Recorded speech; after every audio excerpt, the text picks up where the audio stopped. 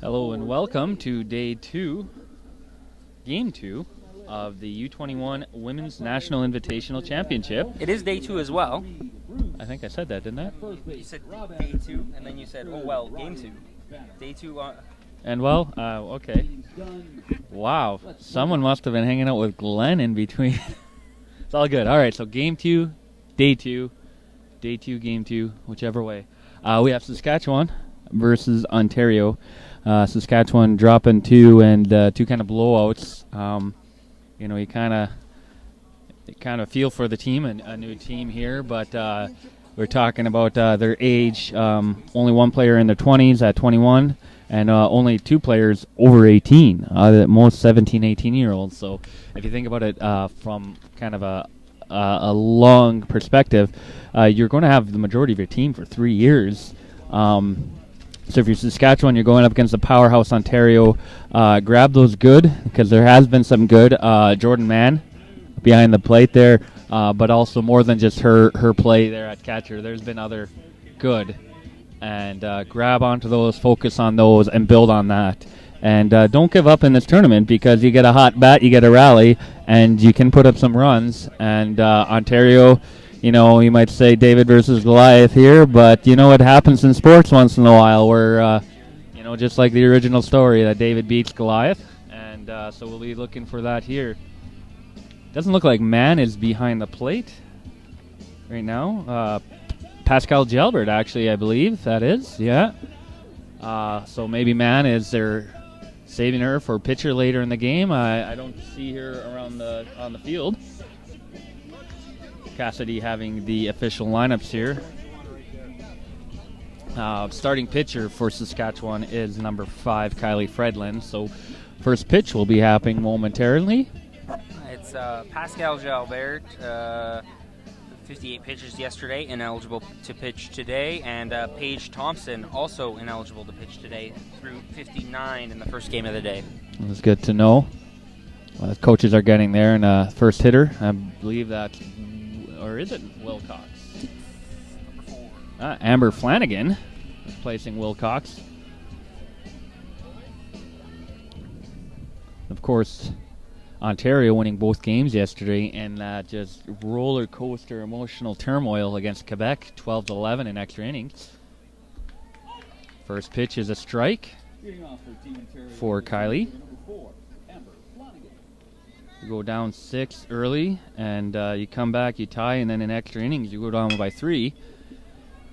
And yet you're still able to keep yourself in it. The throw is a little bit off, and Jesse McKay isn't able to wrangle that in. So that's not how Saskatchewan wanted to kind of start a new day, is to drop the ball, which, again, we talked about errors. And more than pitching, more than hitting, it's been the issues with errors that have really just hurt teams today.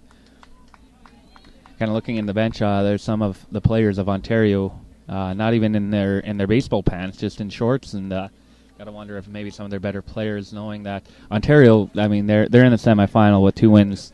That's a good pickoff throw, not quite there in time, and that's a stolen base.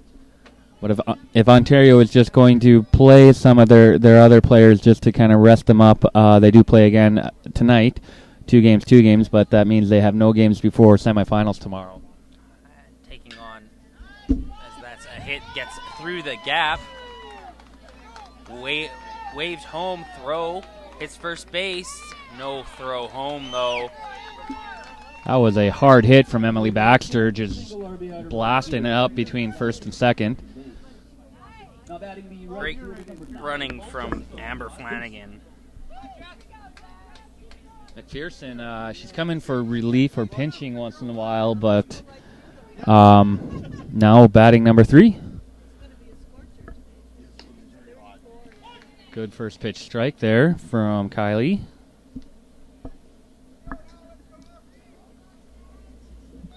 Shout out to all the fans, Saskatchewan, Ontario, and abroad. Down in the dirt, 1-1. Hoping some of our friends out in BC, a couple BC players, and Jesse McKay and Pascal Gilbert. And just people on vacation. Vancouver yesterday. Remember, I think we just got a username. Oh, steal there on the pitch. Jalbert, who throw a little bit off, but stolen base, successful. So get a username yesterday watching from Vancouver, cheering on Saskatchewan. 1-2 pitch coming up to McPherson. Ooh, high breaking ball that wasn't low enough. That's why I called it high. 2-2. Drive to the shortstop, able to play that weird bounce on the sand. Oh, it's not a good throw over to short. And that'll be I believe that'll be another error, a throwing error, and it is. Just working, paying too much attention to the runner at second there. Just got to throw that ball across to first base, I think, no hesitation. Yeah, we saw Jesse McKay on first base, just a whiz of a ball over to third yesterday. Just trust her in getting that for you, and just get that sure out. Maya, blasting ball, Maya Waldron. Nice catch. Good catch in center field, but that will be a sacrifice fly.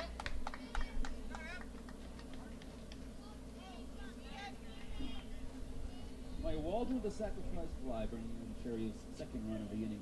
On away, now batting the left fielder, number 6, Megan Grandal.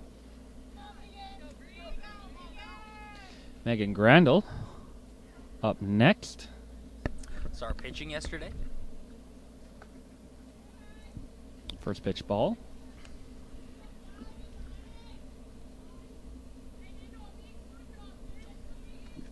Crandall, one of the few 15-year-olds playing in this tournament. Mm-hmm.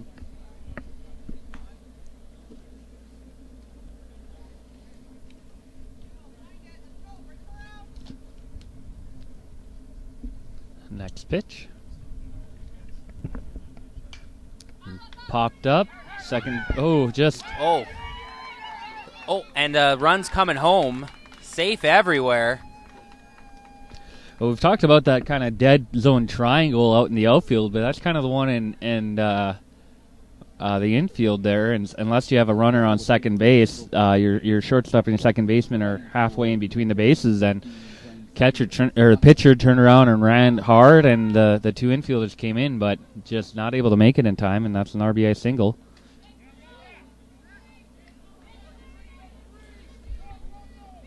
Oh, Crandall trying for third. Throw to the base. Throw was there, but the slide. Good slide. That was close.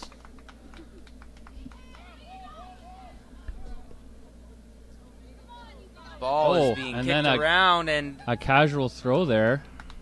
That I don't know. I was looking down at our sheets, and I looked up, and Evelyn watching from work. Evelyn was cheering on. She cheered on 2 rallies yesterday. Well, she's back cheering on Ontario.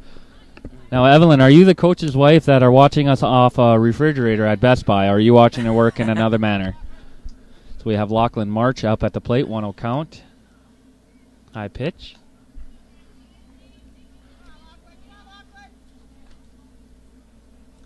Two-0 here. Good fastball in there. 2-1.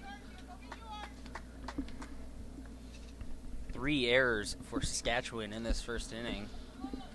Ontario up 4-0 with only 1 out. Ball in the dirt.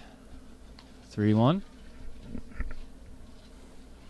Errors last year for teams that were evenly matched. It was the teams that committed less errors that generally won the game. 3-1 pitch. It's inside. It'll be called the ball, and that'll be a walk. And this year seems to, after a day and a quarter of games, errors seem to be a huge factor right now. Tara Taylor up now.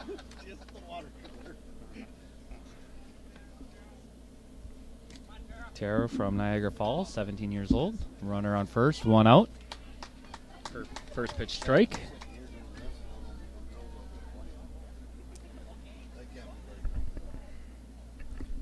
much every bat on this Ontario lineup is dangerous.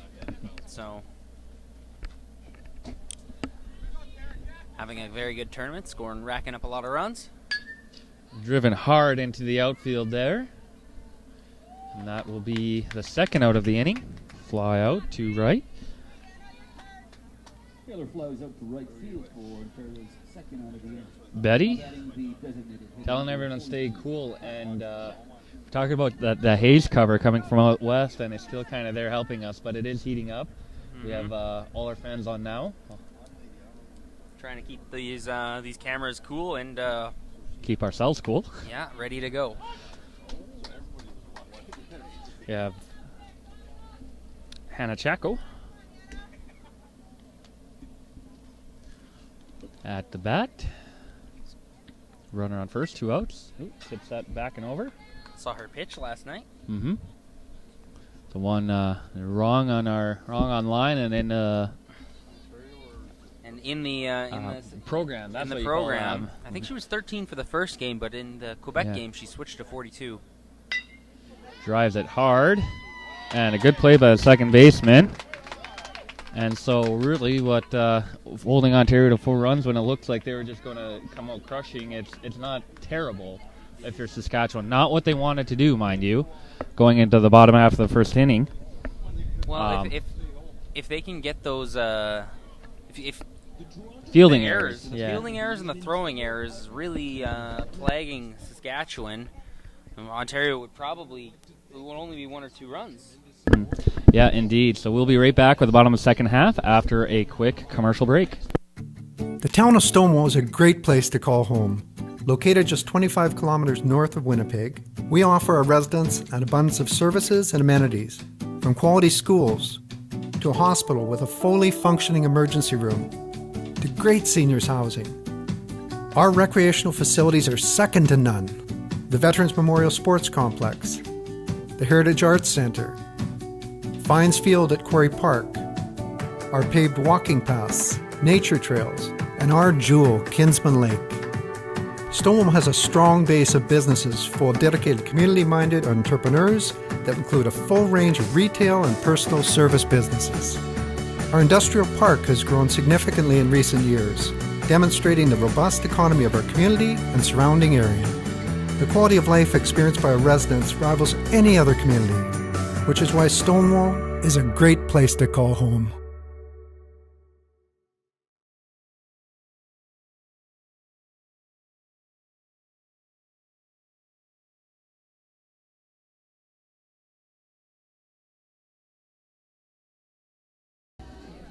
And we're back. Thank you for the town of Stonewall. Now we have scheduled the city councillor, Sandra Smith, town councillor, right? 2,000 people to me is a big city, coming from a town of 1,200 and born in a town of 1,200, different towns. But yes, we will hopefully have her at 1. Sometimes Glenn is telling me people are coming, and he hasn't communicated properly, but we hope to have her here at 1 o'clock in this game.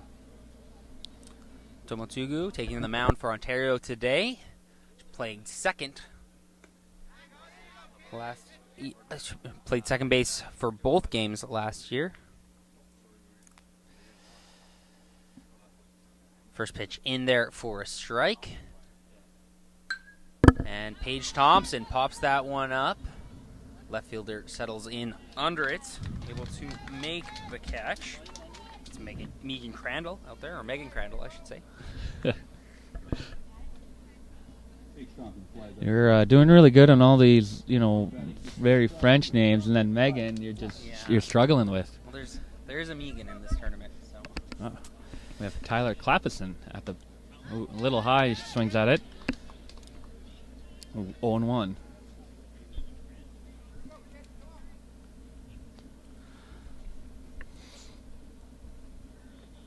In the dirt. Clappison playing shortstop. 1-1 now.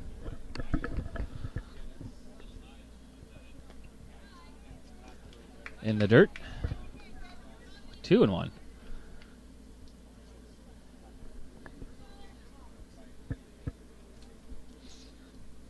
Two-one pitch. Ooh, high. The release that you could tell as soon as she threw it that she released it a little early. Release it early, goes high. Release it late, it goes low. Clapperson now ahead in the count, 3-1. Nice hard drive just before the center fielder. Making a hard throw, so Center Clapperson. fielder. Wow. The center fielder. Guess watching a little of last game, saw the Quebec right fielder throw out at first. Center fielder looking for the throw out at first. It kind of caught Clapperson off guard. Rather than just doing a normal overrun and turn so she's safe, she just kind of panics there and kind of reaches back. We have number 21. That's Pascal Jalbert. Catching today.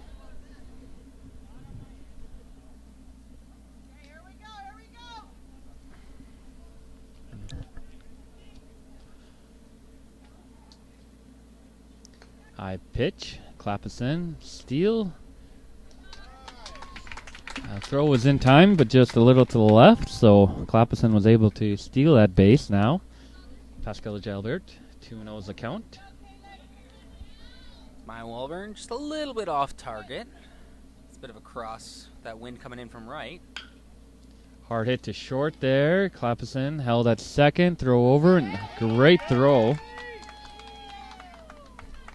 That'll be a ground out. Now we talked, I know last year we mentioned it, but we haven't talked about it this year, the shortstop to first. You know, in the majors, it's a given, but minors, you know, even in men's professional, it's not always a given, as the arms aren't, you know, they're not $12 million a year arms, right? So so even in the minors you'll see that. So when you get to a U21 tournament, and great first pitch strike against McKay. So you get a U21 tournament, you get a shortstop that can make that throw just that readily. It's nice to have. 0-1. McKay tips. A few more fans in the stands here at Fines Fields for this game. I think probably about a 50-50 split, it seems like, between Ontario and Saskatchewan fans. I'll have to look up the player's name from last year. She was number 2 last year. They're only 21-year-old. 0-2 pitch. 1-2 the count. And I remember her making all those throws, and that was a frequent point we would make. And now Ontario, her graduating to the next level, are able to just slide in another player to do that, and it's just such a big bonus. Ooh, strikeout there. Runner running, but that was 2 outs, so 3 outs. So as we go into the top of the second inning, Saskatchewan did leave a runner on 1 hit. We'll be back after a commercial break. Audio Jungle.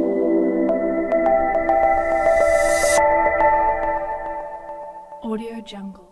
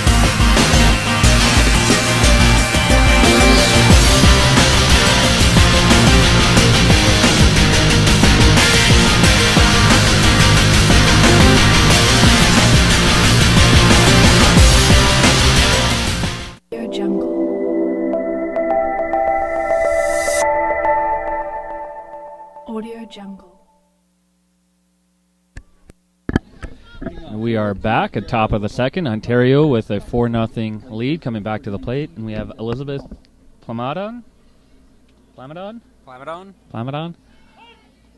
First pitch strike.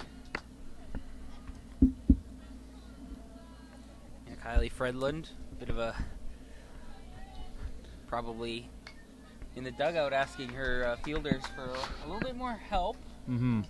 That's something that Saskatchewan has struggled with, and last year, this year, has kind of been a focal point. Breaking ball, drives it right back up the middle. It'll be a base hit single. Right through the gap between shortstop and second base. Back to the top of the order. Center fielder 4. Emma Carr, I believe she hits third or fourth normally. She's the one in shorts there playing Batgirl there, so her on-deck players can just get in focused and ready. Sitting out for the game, it would appear.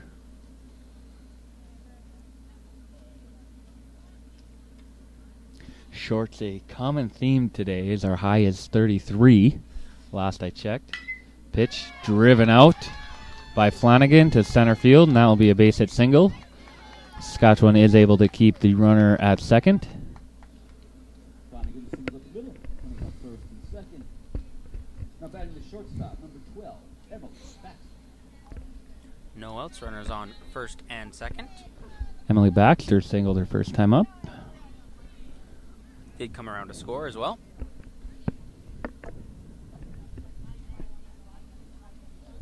Of course, Saskatchewan in the green and Ontario in the white, red, and black. Throw is driven up into center. Let's see the center fielder. And is able to make the catch. Saskatchewan center fielders yesterday, I believe it is a new one, had a bit of issues with the sun yesterday. Today with that haze, the sun isn't as bright. Paige Thompson at center field and leading off as well. Jessica McPherson at the bat, runners on first and second. Of course, we talk about the sun cover here in the haze and how it's nice. It's kind of a relief from the sun. But as far as sunburn goes and sun protection, second pitch, 0-1, drives into left. Or, sorry, not into left. It looked a little bit higher off the bat, but went right to the shortstop. Nice, easy play for her. That looked like it was going to get a lot more air. Maybe didn't quite get as much contact on that. Not a full flush hit. Maybe a bit of downspin. Stayed down. Good job by the shortstop grabbing that ball. Maya Waldron, sac fly, RBI, first time up. But yeah, going back to sun safety, just because the sun doesn't feel hot under that cover is not blocking UV rays. So you're outside, still put on the sunscreen, still, you're in the water, you're not protected. Still protect yourself. I know we've talked about the wind, we've talked about water being kind of pitch, considered high, 1-1.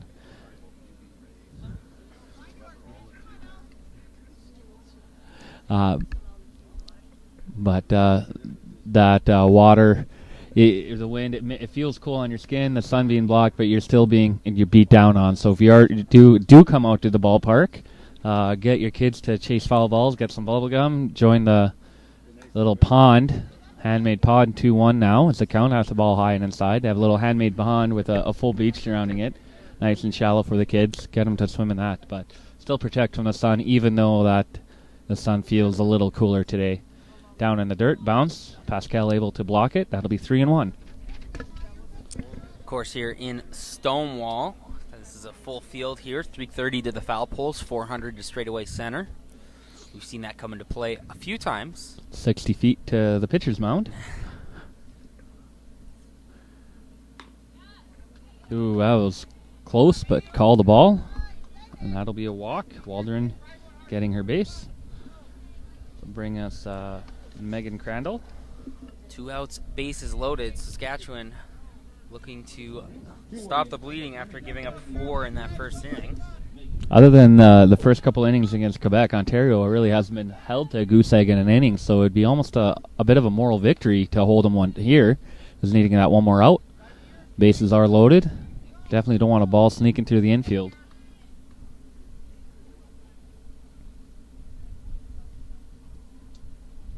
1-0 pitch. Hit down a third base line, but it does bounce foul.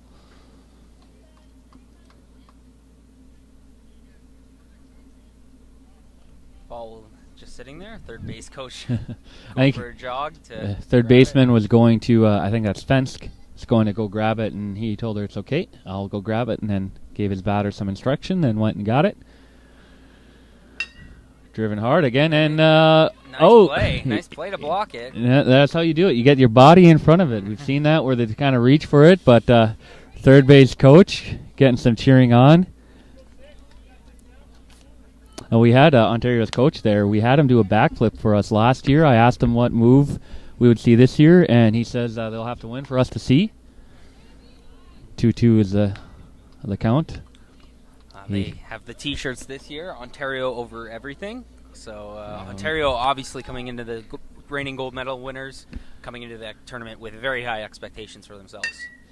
Ball's driven down in dirt. Shortstop not able to get there, and that will bring home 2. Runners held to first and second. So a 2 RBI single for Granville. She also got an RBI last inning. Yeah, last year their shirts were Ontario versus everyone. Today it's over everything. So they're kind of bringing that chip, and we talked about it a bit yesterday, and we talked about it last year, where most teams were kind of cheering against Ontario. They're wanting to see the Giants stumble, which is such a powerhouse last year and this year. And first pitch, hard hit. Shortstop is there, able to field it over to second. That will end the inning. So 2 runs, bringing the total to 6-0 Ontario over Saskatchewan. And it's in good fun when we cheer against Ontario. We do enjoy the Ontario team. Their coach and their players are really fun. I mean, the fact that the coach came and did a backflip for us. He did one for his team. He promised if they won the championship, he'd do a backflip for him. And then he came to us on camera and he did a backflip for us.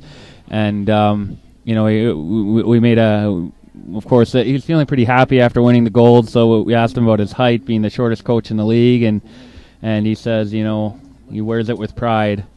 And so he's a fun guy. Talked to him again a couple times this time, and he's been fun this year as well. Just the broadcast. And in between innings, we'd like to thank our inning sponsor, Sonova Credit Union, with 12 branches throughout the Southern Interlake and Eastern Manitoba, and 3 in Winnipeg. Sonova staff are here for their members. Sonova Credit Union, where relationships matter most. Home of the DOGs, or Director of Greetings, to St. Bernard's, Gallagher, and Lily. You can meet Lily August 15th in Stonewall and Toulon locations. So, talking about dogs a lot. Apparently I'm a dog fan because I bring them up about every other inning.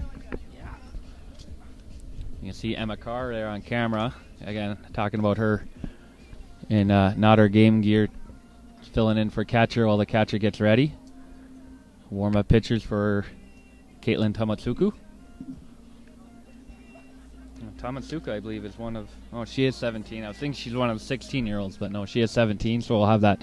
See if she goes to 45 or maybe up to 60 today.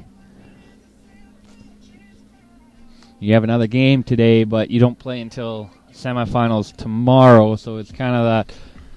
It'd be interesting to see how they handle their pitchers, especially with the lead. Do you run them to 60? Do you still pull them at 45 in case you need them for the one game tomorrow? And it'll be interesting. The pitch count definitely at this level makes things interesting, as we have Beletsky. It's Brianna Beletsky up to bat for Saskatchewan.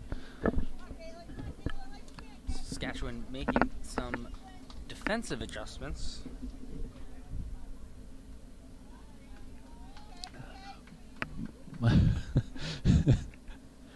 Tamatsuku just kind of looked at her glove like, why didn't the ball go in there, and just kind of bounced by her, but well, luckily... Maybe she has her pitching glove and not her second base glove, so... But luckily no one on base, no harm, no foul there. it's a good time to just kind of have a goofy throw. 3-0 is the count. Talk about catcher play, and Maya Waldron, definitely one of those catchers this weekend we're talking about a lot, and kind of gimme strike at 3-0 brings it to 3-1.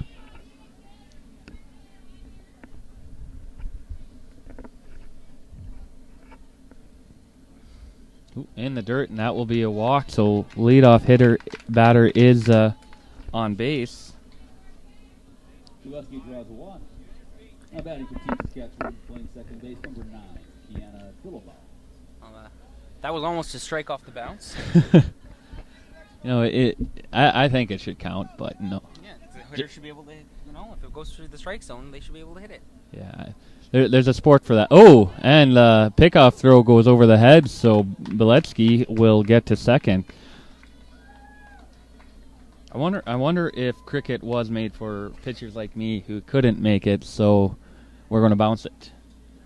And then you got this big flat bat, While I say that, now cricket players are going to be on saying, hey, go actually play. I've never actually played cricket, so I shouldn't say these things.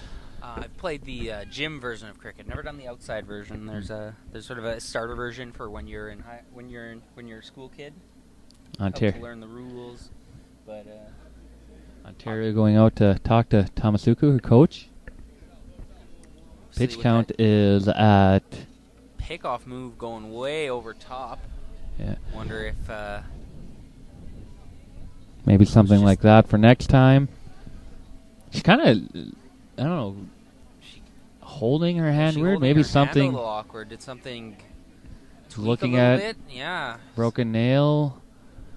Who knows? Yeah. Maybe she don't want to speculate. She looks good now on the mound. She's kind of working that ball there, seeing it. It looks like she's making sure her grip is okay on the ball. Just kind of working that ball in her throwing hand. So we'll keep an eye on that. 0-0 pitch to Dillenbaugh, and the ball hits the dirt. And three throws in a row here. That's a little off target.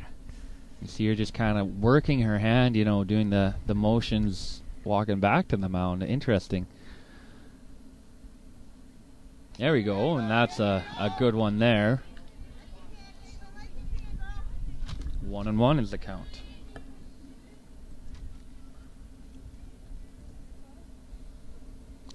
Pitch and in the dirt again, so maybe a release issue. You see her motioning with her hand there after that pitch. Mm-hmm.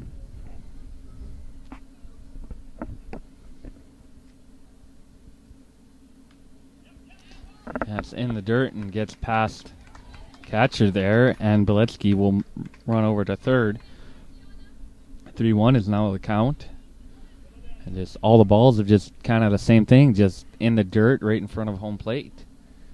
And so you're working after every pitch, working it in her hand, doing motions like, I don't know, maybe a stretch or what. That one a little high. And Dillenbaugh will get on base with a walk. So 2 walks here to start the inning, and a couple aired pitch that let a runner advance from second to first, and an aired pickoff from first to second. Brooklyn Shaw from Aaron, Saskatchewan, 17 years old. One of the 2 6 feet tall young ladies listed on their lineup. Runner on the corners.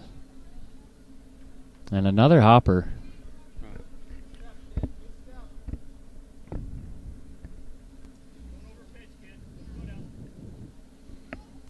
We've seen a lot of control issues where pitchers seem to go back on the breaking ball. Someone made it a little bit farther to the catcher's knees before hitting the ground. But in the majors, when you see a pitcher kind of needing a pitch to get back into the zone, that they usually rely on their fastball. But this weekend we've seen it kind of the other way, where the fastball, maybe they're trying to put too much pepper on it, and it's kind of going so that then they fall back on their breaking ball to get it in the zone. And there's some action in the Ontario bullpen here. You can't see which one looks like the catcher and Yeah. which one looks like the pitcher. Yes. We have Lindsay Wilcox and Tess Foreman. I believe Foreman is a pitcher, but Wilcox is also listed as a pitcher, so we don't know who's throwing to whom. I think they'll go out of our view here as they slip by the fence, right along the parallel to the first base foul line. That pitch was in the strike zone, off to short. Short to second is one. Not able to turn two.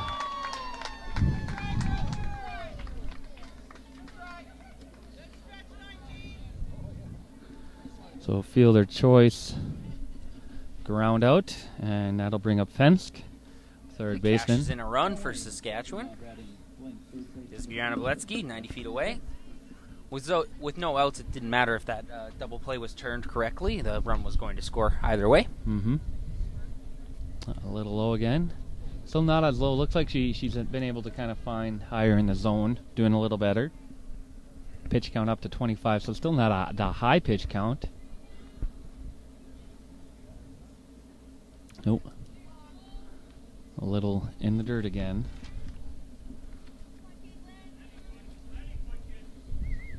2-0. The count.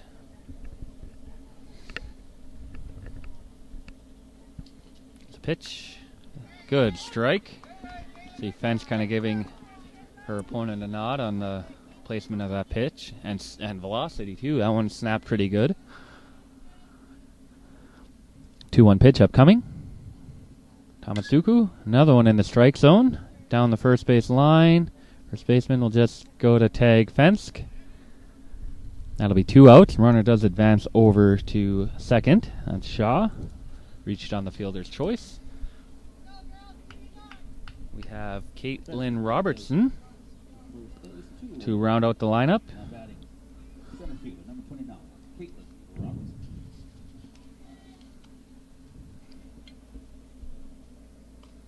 '17-year-old from Regina, choking up on the bat a little, trying to get the ball just into play.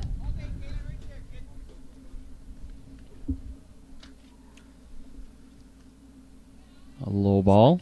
Tamasugo, a little bit more dialed in here now. Mm-hmm. Still wouldn't be surprised if Saskatchewan's told to, swing less, make Caitlin Tamasugu versus Caitlin Robertson here. Make Tamasugu, good pitch placement and swing, just misses.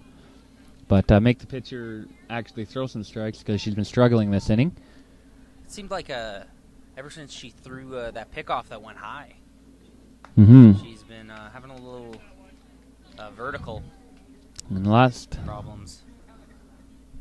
few though haven't been hitting the dirt in front of the plate. When they do hit the dirt, it's more by the catcher's knees, and a couple high ones and some really good strikes. So 2-2, and that one's in the dirt, and Shaw will advance to third, filling the count. 2 outs here. Tamasuku thinking that ball was a little bit too chewed up and switching it. So full count and 2 outs here in the bottom of the second. There's a fan behind us saying, "Come on, win this battle, Caitlin," and I guess that applies to both players. So Caitlin will win this battle. And it's Tamasuku who does, striking out Caitlin Robertson. And that will end the second inning as we go into the top of the third. It is 6-1 Ontario coming up to bat over Saskatchewan. We'll be back after this commercial break.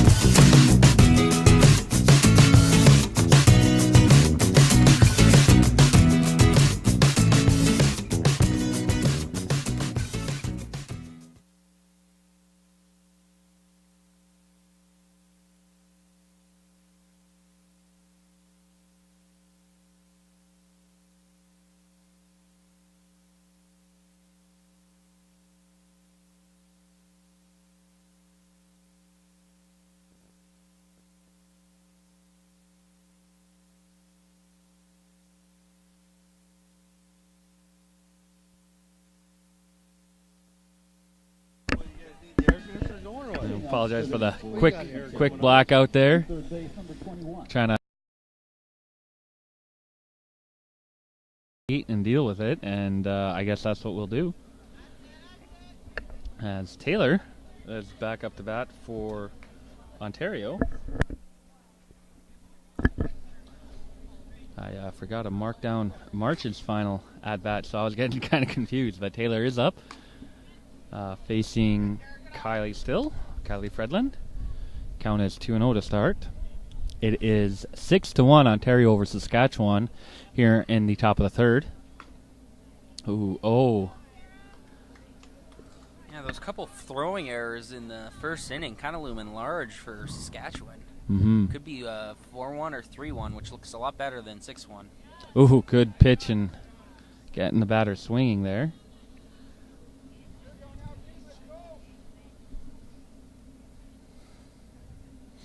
Three-one. Ooh.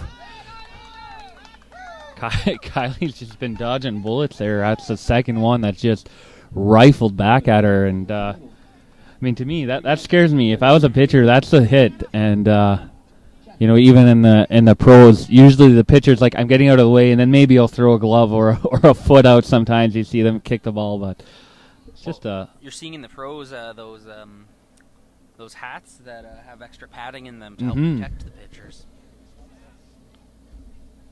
We have Chaco. First pitch strike.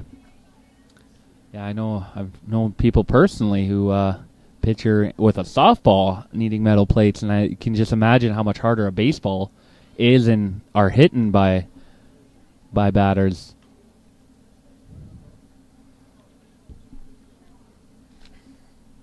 And not even the head, but your shins, your legs. Pitch. Breaking ball too low. 2-1. Friedland is up to 48 pitches, so she will not be pitching tomorrow.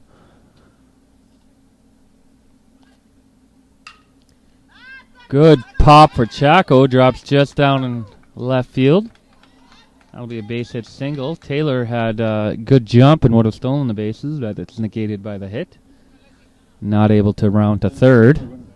Had to hesitate a little bit as it hung up there to make sure that the left fielder wasn't going to be able to get under that.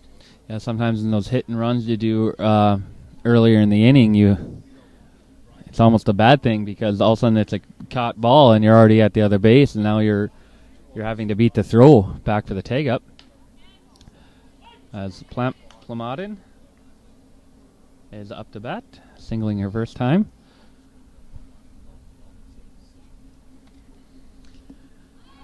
No Ontario fans telling me I pronounced that wrong the first time. We have Melanie on YouTube cheering on Saskatchewan.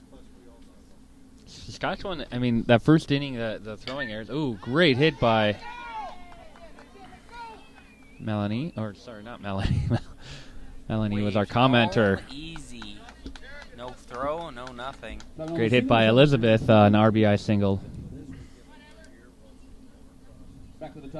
But Saskatchewan, I mean, even with that run standing, other than that first inning with the throwing errors, they're looking a little more comfortable than they were yesterday. And Flanagan is up to bat. First pitch, called ball.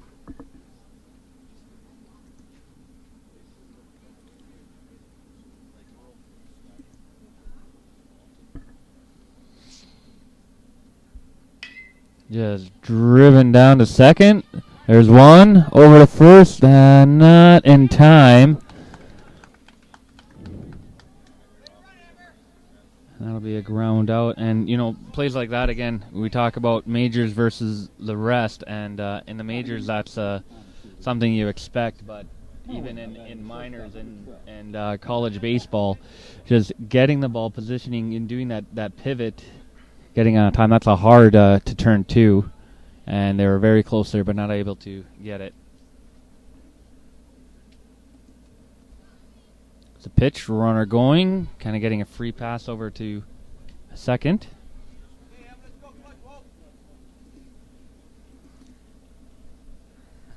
Chaco sitting 90 feet away at third, and Amber Flanagan moving up to second. Great called strike there.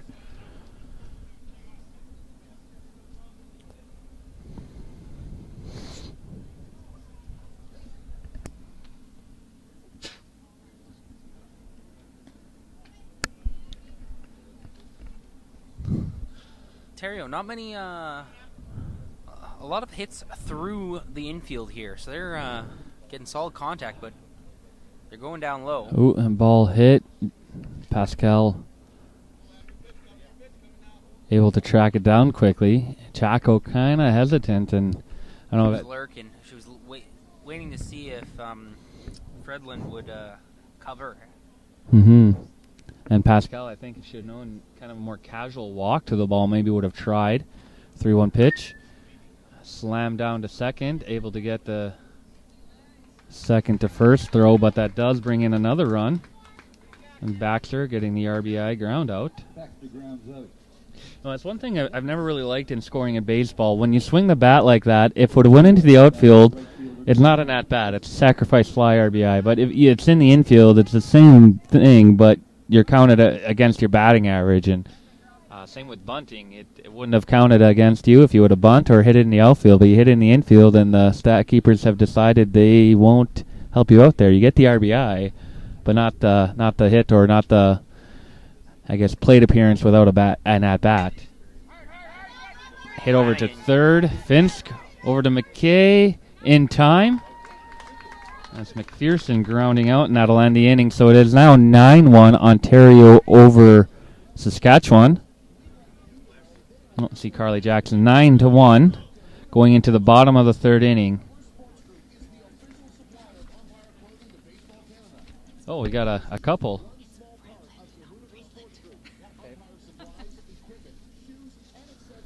See, I refreshed the page on Facebook. See, there's a few comments. We're playing in Stonewall, Manitoba, just north of Winnipeg, or at Quarry Parks, or Fines Field and Quarry Parks in Stonewall. I have the names of all the umpires. I don't get the names of the umpires specifically, so unfortunately, I'm not sure who are the three on the field now. And yeah, it is 9-1 going into the 8-1 going into the bottom of the third. I'd like to thank Sonova Credit Union. Sonova's Health HQ has extended hours, and they can help you not only over the phone, but over text message and internet chat, instant messaging as well. And they're open Monday through Saturday, so Saturday too. And kind of mention it, if you have loud kids like I do, that seems to, their volume goes up by, it's multiplied by how important that phone call is. If you're just kind of calling your parents to, hey, do you got some sugar? Should I go? Then it's not that. But when it's an important, you got to make a bank call, then kids suddenly get a lot louder. So if you're like that, then the instant messaging or the texting might be your thing. Or, you're just part of this generation that don't actually use their phone for phone calls. You use it for texting, instant messaging. Then, you can do that now. You can do your bank. You can make some changes there. So Tomotsugu staying in, despite the action that we saw in the Ontario bullpen. The order now batting the shortstop, number 7, Paige Thompson.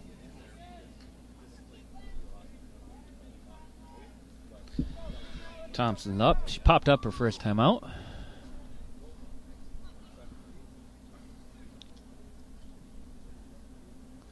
High pitch. So it looks like Tamasuku. They're looking to get at least that 45 from her. Saw her struggling a bit last inning. Not sure if injury or hangnail, broken nail. Sometimes you can just pop your fingers weird, and they're just kind of. It's not that it's hurt or damaged. It's just kind of a weird lingering feel because it shifted funny. Takes a bit to kind of iron that out. Or even feel confident in your grip. Mm-hmm. So 3-0 is the count, but they're not all in the dirt like last inning. So bringing back to form. She does walk though. The leadoff.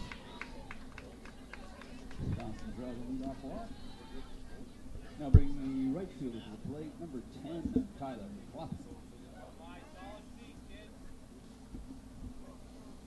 clap us in. Single their first time up. Looking to get a hit again with a runner on first. No outs in the bottom of the third inning. Saskatchewan down by 7. Ontario 8, Saskatchewan 1. Pitch in the dirt.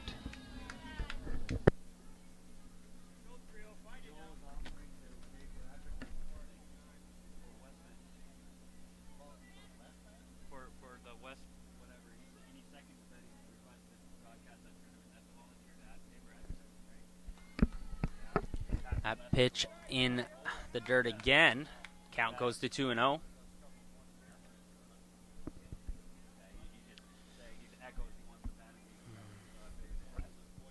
Tomatsugu. Runner goes. Good pitch to throw on. Throw is just a little off target. So successful steal there for Paige Thompson. That was a strike, so count goes to 2-1. It was Maya Waldron behind the plate, just a little bit off target on that throw, trying to get it right into the right side of that second base bag. Catches the bottom there. 2-2 is the count.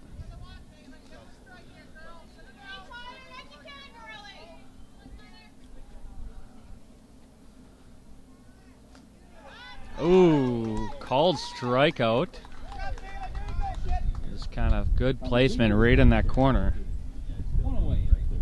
Now batting catcher number 21, Pascal Gelbart. Gelbert up. Looking to knock the runner from second to, well, hopefully home, but advance that runner anyway. Get a hit for herself. One out here, top of third. Oh, pass ball. Sorry, bottom of the third. Looks like Chaco is up to 48 pitches. Or, sorry, Tamasuku is up to 48 pitches, so over that 45 mark, won't be pitching tomorrow. Kind of interesting. Obviously, whatever looks like sort of bothering her isn't too serious. Ontario will only be playing one game tomorrow. Ooh, that was just ripped, but foul. That is in the ditch beyond the field of grass there. Kid who runs and gets that one should get 2 double bubbles. I am going to just throw out there. Of course, they don't listen to my requests. If they did, I would have. Not a legally binding contract. No. I'm not responsible for. Good block there, bringing the count to 2-1.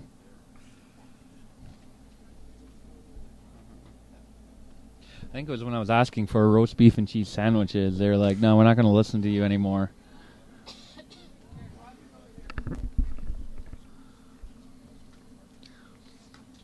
Inside, 3-1. Passed Joel's message about the request for the Westerns to Glenn, and he kind of laughed at me. So, guess we have 3 events here on the Manitoba Sports Network already next weekend. 3-2, now the count. So Joel will have to get a hold of Glenn and tell him the lumber zone wants them out there. Although I did pass the message along. Full count. Pascal knocks it into left. It will get down and knock a run in. Thompson coming around.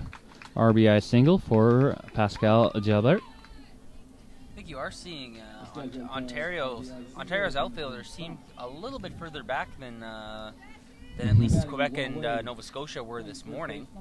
Yeah, Pascal and Jesse McKay coming up here. They got some pop in their bat, and we've seen it. We talked about it last game where the balls seem to be hitting a little bit further this year than last, and wondering if teams would adjust accordingly. Oh, pass ball on the first pitch there. Tamasuku is just having some issues just hitting that dirt and even the grass sometimes. Her release is not working very good. A bunch of late releases. But it's only 8-2, so, ride her arm for as long as you can. Save your pitches for tonight's games and be rested for the semis tomorrow. 8-2, bottom of the third, 1 out.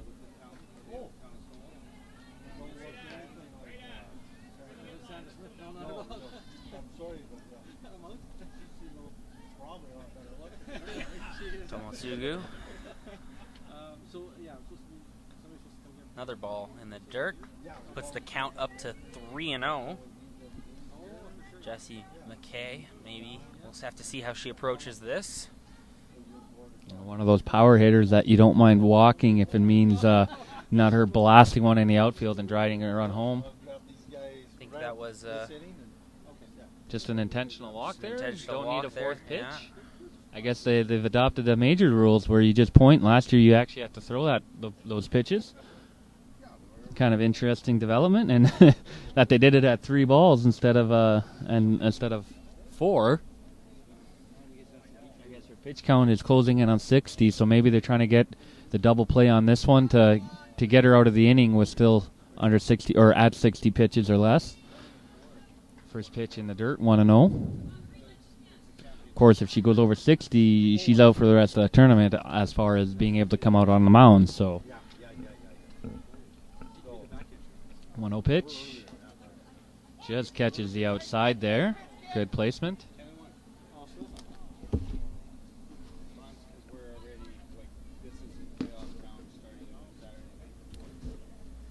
Count even at 1-1. That ball low and inside. Count goes to 2-2, or 2-1, I should say.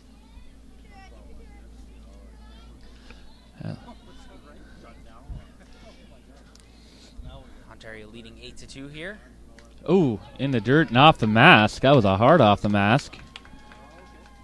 McKay and Pascal both able to go, and here comes the coach, and I'm imagining this is the end for Tamatsuku, who is at 60 pitches. She will be available to play in the medal round games, or either the bronze or the gold medal game, or eligible to pitch, I should say.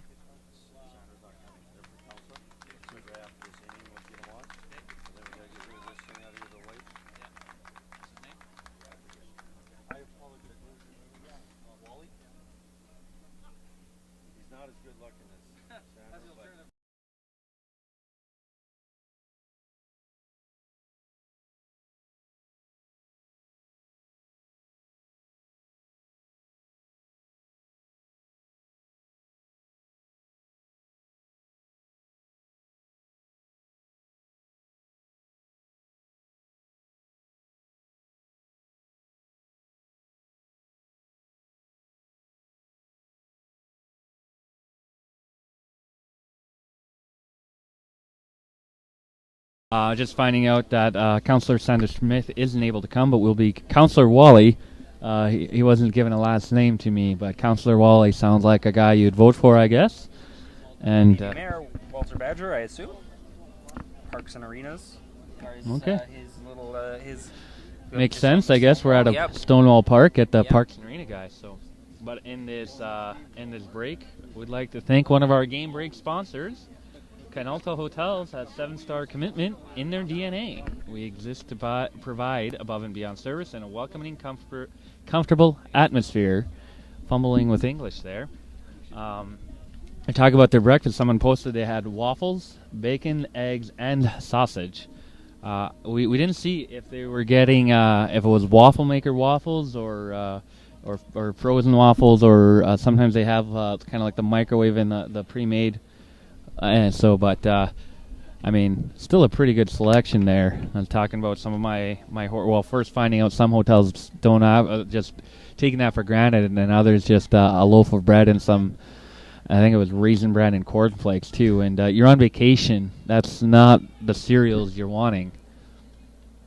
3-1 pitch outside, and that will walk Belitsky. That's her second walk of the game.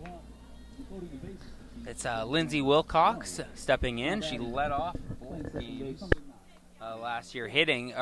yesterday hitting.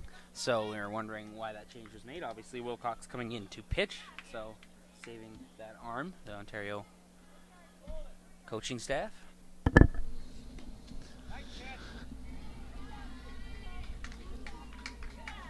First pitch ball, and that does load the bases with only 1 out. So Saskatchewan, I mean, it's like, well, Ontario's got 8 runs, but that's over 3 innings, which for this tournament is actually holding Ontario back a bit. Like, it's amazing to say, but Ontario's just been pounding teams at the plate, and to think that you could get a few more runs here to close that lead, Saskatchewan should be feeling pretty good about this. You're coming in kind of, heavily underdogged, and you're putting yourself in a position. Loaded bases, only one out here in the third. We can do some damage to this lead. Second pitch, strike, 2-2 the count. Catcher deciding to make Jalbert run back to third there, making sure she's not being too casual. Only one out here as well in this bottom of the third inning. So a little bit of space to work with here for Saskatchewan. 2-2 pitch is a little high, and that'll fill the count.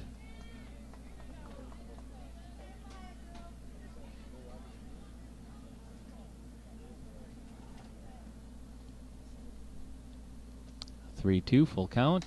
Oh, what a pitch! Right in the strike zone, and as his pitcher beating batter, they're striking it out.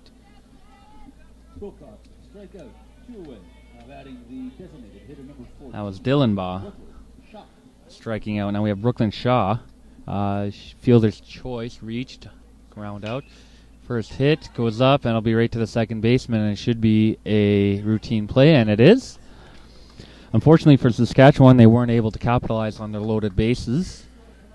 At the end of the third inning, they are down 8-2 over Ontario, but as we said, they're not playing bad baseball, kind of keeping Ontario in check. We'll be right back with the top of the fourth inning after a quick commercial break.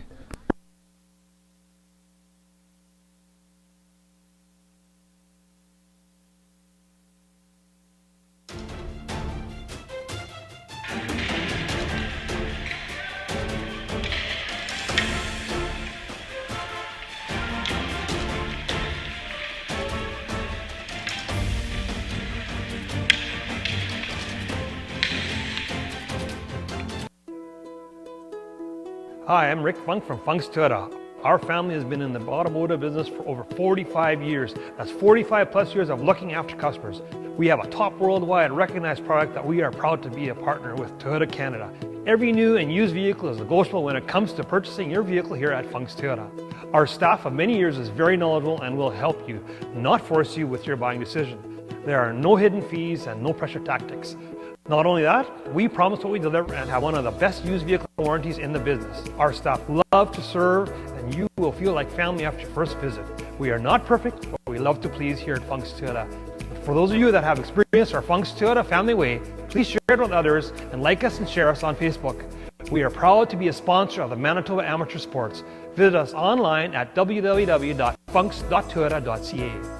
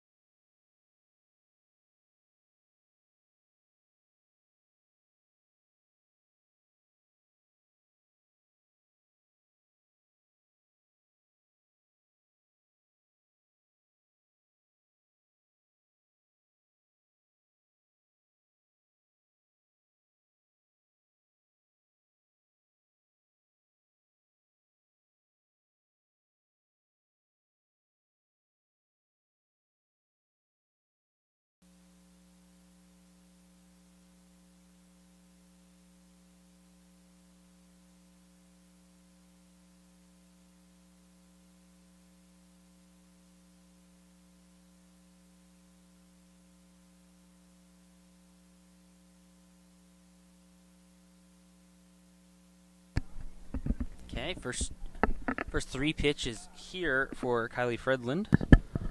And we have Wally Melnick, Chief Administrative Officer of the town of Stonewall here. We just want to talk with him here in the top of the fourth inning. So Wally, welcome to the program. Thanks for having us. It's been a beautiful venue, obviously great weather here. Can you just tell us, as far as you mentioned, you're new to Stonewall. When you came here, did you know much about this park or the baseball venue, or come here as kind of seeing it for the first time? Well, thank you for the opportunity to join you guys. when I came here about a year ago, I got a little tour of the entire community, all the facilities and everything that they had here kind of available to the residents. And we did take a drive through Fines Field and through the baseball complex here at the Quarry Park, and it was definitely something that I noticed for a community our size. It definitely was impressive in terms of the investment that's been made here by past councils and past community members. So yeah, it's a great little jewel for Stonewall. And now the baseball park in particular, you have the Stonewall Blue Jays. This is the second year with the Invitational. Like you said, you've been here for a year. When you talk to citizens, do they bring it up? Is it something that the citizens themselves mention a lot, or in your capacity, they're so pleased with it they don't need to bring that up? Well, I think everyone's is pretty proud of what they have here, facilities, and they're also proud of what they're able to attract to the community. I mean, this facility was created as part of the Pan Am Games back in 1999, and has hosted a number of different championships, including the Canada Games, Canada Games in the early 2000s. So, bringing prominent events like this tournament to Stonewall, and having these facilities recognized by outside groups as to what they are able to provide is nothing new for the community. Having said that, these championships have been discussed, talked about on the street. They provide a pretty good economic impact for the community, and so ultimately, are something that people are proud to have and are looking forward to hosting here. So. And the Quarry Park here, it has the beach. It has, I believe, it's a bit of a museum there, and a campground. It's just, as a whole, just a complete, complete. It's a great hit there for Ontario. Now you yourself, with your job in your day-to-day, could you just give a bit of a rundown in Stonewall? You said you've been in a positions like similar positions. Compared to other places, is Stonewall kind of similar, or do they have their own way of running things? Well, one thing I noticed about Stonewall when I got here was the investment they've made in recreation. It is definitely significant for, again, a community of 5,000 people, what they've been able to achieve and maintain here for facilities. You mentioned earlier about the Kinsman Lake here, which is quite a little jewel in the community as well. It goes back to the 1950s, as I understand it, and it's pretty unique in terms of what it can offer. But again, the Fines Fields complex, the Veterans Memorial Sports Complex that they've built about 10 or 15 years ago, and on and on and on. Just recreation is a very important piece to the group here and to the community, and then also their heritage and cultural center is important as well. So it demonstrates that Stonewall puts a lot of emphasis on recreation and on culture and heritage, and it's an investment that probably goes beyond what other communities of this size would do. But it's a priority for them, and it's fantastic for what it does for the residents. Just going to do a quick game break here. A quick update. Runners on the corner for Ontario. Taylor on base, and in the bullpen we have Jordan Mann warming up for Saskatchewan. Okay, back to the interview, I guess.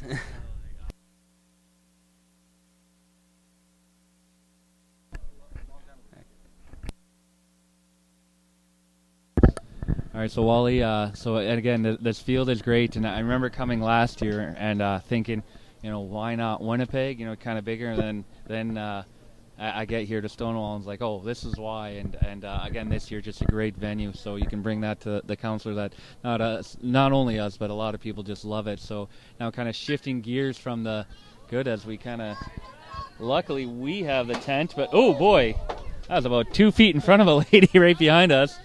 And she said she was covered. Okay. Ooh, that was, and of course the bounce too can go anywhere. Anyway, she wasn't worried. She was not worried. I was worried for her, but she was not worried. But great high foul ball back behind. But so switching gears from the great city. So let's talk baseball. We are here U21. You played a little bit of baseball yourself as a kid. How old did you retire, we'll say, hang up the cleats, and what positions did you play? Well, I was voluntold to leave it, I think, about 13 or 14 years of age, and mostly I played third base, I think was the position I concentrated on. I played a little slow pitch, that kind of stuff as well, but nothing to the level that these ladies are obviously playing at. Yeah, I didn't make it to 13. I shortly after T-ball myself. But yeah, third base. Hey, maybe that means you have an arm. Watching, like coming in, and you're told that it's U21s. Did you have the mindset? Oh, did you mean softball, and you had to get told, or have you always kind of known that there's women's baseball out there? Well, actually, it's, when I was told that there was a U21 tournament coming to Stonewall last year, my first reaction was fastball, absolutely, and so we had the discussion with Roger and other people in the community about that this is actually baseball, and what I see here today and over the last couple of days and last year, this is high quality ball here that's being performed by these women, and it's good to see that sport or that part of the sport grow. And hopefully it continues to do so because it's very entertaining. And we've been talking all weekend about just encouraging people watching and listening to kind of give baseball a try. Hoping for a 10-team invitational one year. Reaching out in Stonewall again. You said with their facilities. That really kind of plays into that where when you have good facilities, maintained facilities, it encourages families to bring kids out just for fun when it's not in use. And so going forward and looking at it, is it something that you think the town of Stonewall will kind of just seeing it and focusing, maybe not necessarily U21 baseball, but has that been something that's stuck into town mind, especially last year being the first year that how can we get more youth and more involved?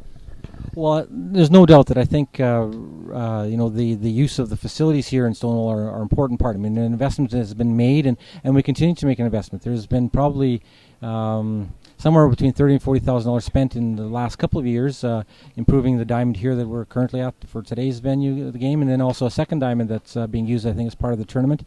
So those investments continue to be made back into the facilities, and as long as you keep doing that, then you're going to continue to want to have activity at those facilities. And whether it's the Women's Invitational Tournament or other tournaments, we'll continue to look for opportunities to attract activity here because it not only provides good opportunity for locals to see good or high quality sport. It also provides hopefully incentive for local athletes to become involved and provides some economic spin-off for the community as well.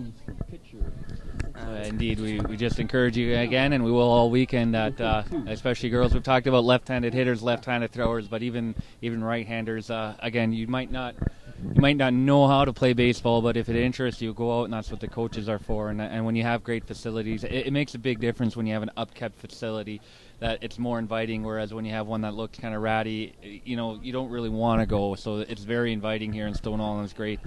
So kind of final question we'll have for you. Manitoba, they put up a lot of runs. Obviously, you're here in Stonewall, Manitoba. Was it exciting hearing about seeing that the girls did so well, and how do you feel? Are you getting kind of pumped up Manitoba doing so well into their tonight's game and then tomorrow? Yeah, for sure. I mean, everyone always wants the local team to do well, and so there's a number of individuals from that are on the team that are from this area, from this community, and from the kind of the Interlake area. So whenever they do well, it's always just a little extra special. So hopefully Manitoba can do well going forward and make the final on Sunday. Okay, I have one more question for you. Are you guys ready for Quarry Days coming up? Yes, we are.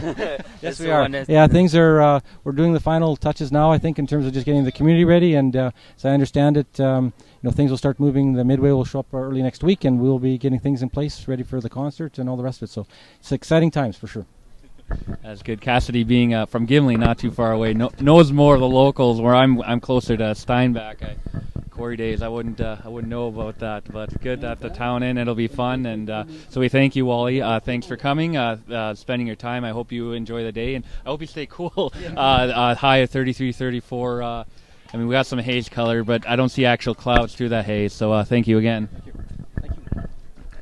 And that was Wally Melnick of the Chief Administrative Officer here in Stonewall, and just coming and helping us out, and again talking about the facilities and just youth sports and U21. That's not really youth, that's kind of junior league, but you look at the age of some of these players, and you have 15-year-olds, no 14-year-olds this year like last year, but 15, 16-year-olds definitely kind of in that youth category, and they're playing at a high level. So I don't want to knock against them. I'm talking down on their age because they are playing better than I could and better than I would expect. You tell me a 15, 16-year-old girl's playing baseball, and you come in and you might say, well, I'm not sure, and then you watch the games, and you fans at home who've watched games before know, and then now you're like me, where I've been converted. Like, wow, this is some great baseball and a great hit there. But we just think that, again, talking about the facility, it makes such an impact. And Stonewall, we just thank them for having this facility. But in the community, you go to one, and it's not even that it's run down or a bad field. It's just it doesn't look current. Either the base pass, there's a bit of grass growing, and the fence a little, maybe it sags in a bit, and. You don't really think yourself, hey, let's go play baseball with the kids or with the friends even. And Stonewall, again, they have this field, and we are only on this field. The tournament with only 5 teams, we are able to just do it all here. But they have a second field here as well at Quarry Park, and it makes it inviting for families and for young players, and it's such a support. And again, we talk about it a lot, and we will talk about it. It's just encouraging you at home. You have daughters, you have nieces, you have maybe cousins, sisters, whatever it is. Just encourage them. Hey, let's give baseball a try. We're Canadians, us prairie Manitobans. We don't have a long summer, so let's get out there and do something fun. And it's been fun. And again, some high quality baseball. You come in and you watch these young women pitch, and it's like some of them. It's like, wow, I can't believe I couldn't hit that ball. We talked about their toughness. Yesterday they're kind of bugging me. You almost said, someone took it like a man. And it's like, yeah, no, as a man, I couldn't have taken that pitch. It was just that athletic toughness that they have here, and some of them as young, again, as 15 years old, and just kind of completely changing the perspective. And it is a privilege to watch, and changing my perspective. That girls, they do have baseball. Women have baseball. They're not just stuck to slow pitch, fast pitch. And high quality baseball. So again, we just encourage you for that kind of the spiel, the recruitment spiel for Baseball Canada. Get them, let them try it out, and get them. It doesn't have to. They're 10, 12 years old. They can still learn the sport. Even as a teen, you can still learn the sport. There are great coaches in every province here. Baseball Manitoba, we have great coaches, and I'm talking to some of the other coaches, great coaches.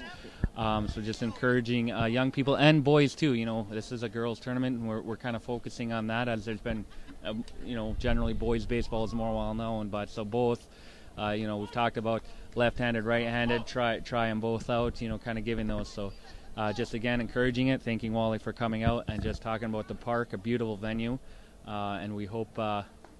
We hope the players stay cool in the day, talking about such a hot day, but it is a beautiful day for baseball regardless of the heat. The sun out is just kind of it. I had a hot dog earlier.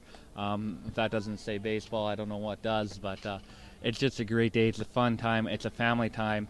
In some sports, people like the pacing of the game, and the pacings are great, but it's not so where you kind of get your heart racing. You can actually, it's a relaxing, constant pace where you can actually go and you can relax on your weekend watching something, a fun game, and then it's still enough excitement to make you cheer. So anyway, we're gonna get back to the game. Ontario has scored 2 runs here in the top of the 4th, 1 out, and bases are loaded. So Cassidy, it looks like we missed a little bit. Yeah, just a lot of hitting. Ontario continuing to use the center of the field. I think is a notice here, as that's chopped up to the shortstop. Shortstop not able to make the play. That's Emily Baxter getting the infield single. We're seeing the sort of the trends of this game continue. Some fielding errors for Saskatchewan, and some smart Ontario not necessarily bringing as much power as we've seen over the past few games, but really smart hitting, hitting grounders out to the outfield. Yeah, consistent hitting. Mm-hmm. Straight up the middle, using that space in between second and shortstop. And, we talked about the errors, but until this inning, I don't think the last 2 innings, Saskatchewan didn't commit an error. It was the 3 in the first and 2 errors in this inning. So it's kind of they can do it, but again, and Ontario, they're just so fast and skilled that ball's popped up into right and drops in. That'll bring in 1 more run, bring it to 13-2. Yeah, Ontario, they are such a skilled team that we talk about force errors yesterday. That sometimes that happens where, the player did everything right. It's just that ball is moving too hard, too fast, just out of your reach. They're running so fast in the base, you're not able to set in and throw. And again, talking about Saskatchewan team's age, it's good hit. We'll see if they can turn two. There's one. Not quite, but they are able to get another out, bringing it to 2 outs. The score is now 14-2, though, in the top of the fourth. And, it's one of those things. It's kind of like you bring up age, and you don't want to say, well, this is a crutch or a weight on them that they can't be as skilled. But, the difference between 16 and 17-year-olds playing against, 19, 20, 21-year-olds, it's a big thing. It is something. And the 16 and 17-year-olds have shown that they do belong here. It's not that they don't belong here. They're not just filling a roster spot. Everyone is on the team. They earned it. But you're coming from, again, your first year with a lot of young versus Ontario coming back as the defending champion. Great into center. And, and it's one of those things that might be counted as in there, but she ran. She was right there. If her glove had another half inch on it, maybe she would have got it. And just Ontario putting the ball into play. But yeah, it's never it's age, it's this, it's that, and it's just sometimes, it's just programs, kind of maybe levels of programs where they are. That's why we do hope that in a hopefully fewer years and more years that every a team will just have their programs will have brought up a team, will have a team. And we'll start seeing that, again, in 3 years, we'll see most of the Saskatchewan team back. That is how young they are, where most other teams in 3 years will have at least half, if not more, of their team gone. Second pitch, called ball. Just a note, I think the run that would end this game due to the mercy rule, or the player that would end this game due to the mercy rule, is on first right now. Mm-hmm. It is top of the fourth, so Saskatchewan will have their time, but that is something to note.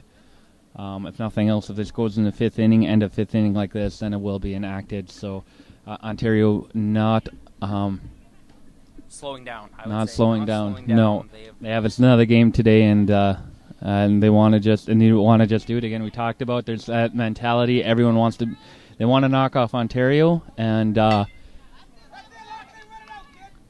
good throw from Fensk over to McKay.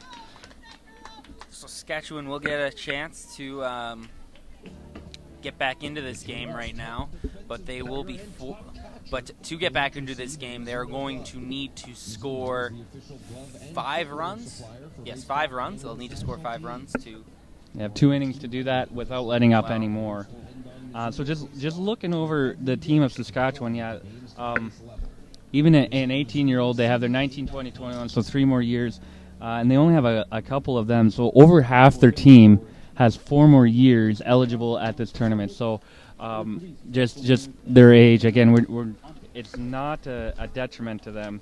It's just kind of a testament. We talked coming into this game, you take that good, you don't worry about the bad, you take the good and you focus and you build on that because, if you think about it, it's kind of amazing. You have a 16-year-old playing against a 21-year-old and showing that we do deserve to be you might be better than us this time. But think about that. A 16-year-old is in grade 10? A 21-year-old would be possibly even finished university at that point, could be playing college ball or high level. So it's just kind of a baffling thing to think about. Like, in most sports, you have 2 years, you have 16s and 17s playing together, 18, 19s, but no. And they're showing, again, we've seen some great pitching from 15-year-olds, a 15-year-old this weekend, a lot 16, 17-year-olds. And again, so it would be disheartening. You don't go into a tournament saying we're going to get kind of walked over from these older teams.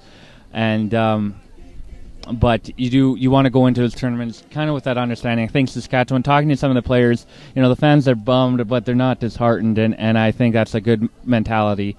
And you look, again, we talked about perhaps the best catcher and Jordan Mann behind the plate there, and she's only she's 18, so you have 3 more years with one of the top catchers in the tournament. And, you start clinging on to that and knowing that, well, this year didn't go our way, but next year you get you get a couple more hits, another hit here and there, and all of a sudden you're adding a lot more runs on the board, and your defense they make 1-2 less errors, and this is a new game, so you're just so close. So it's great. We're so thankful that Saskatchewan was able to field a team this year. We didn't see them last year, so it's awesome that they are. And again, it's just something just driving home yesterday. We were talking about the age after the last broadcast, and you have to look, and it's just kind of amazing that there's only one in the 20s this year on their team. The rest are, there's a one before they are a teenager, and when most of these teams about a third, there's a lot of young team, like a lot of young players, but they're still 21s. It's still about a quarter of the team. Saskatchewan doesn't have that, so. And then you see, when they get these rallies, they've been leaving people on base today too. A couple of hits and walks and stuff like that. So they are getting on base. So, other teams are able to get those, one base further kind of thing, and that's something you can work on. And just how these games would be changing. You get one base further, one out sooner, an error getting that out. And it's great to see. So anyway, as I've talked everyone's ear off. Encouraging Saskatchewan fans, and I guess kind of explaining, maybe even double explaining something I do. I like baseball. Yeah. I really Lexi do. Fez drawing the walk there, starting off this inning.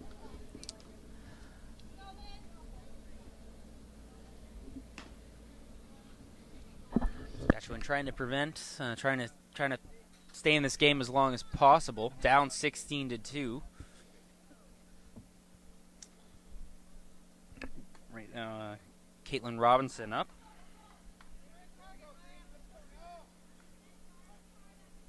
Robinson struck out in the second inning. That's her only at-bat of this game.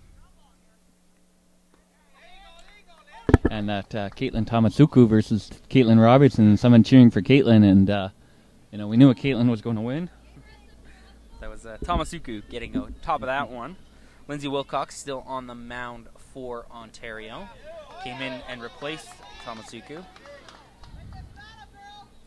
Talk about Ontario, 2 days in a row with 2 games. I think they're the only team playing 2 yesterday and 2 today, giving them that nice break going into the semifinals tomorrow. That ball's hit to second. Take the sure out over at first, letting Fensk run to second. Robinson grounds out, advancing Fence to the second. Back at the top of the order for Team Saskatchewan, now batting the shortstop, number 7, Paige Thompson. There's a quick glance at second there by the second baseman, Lachlan March, but decides just to go to first, take the sure out. One away here in the bottom of the 4th.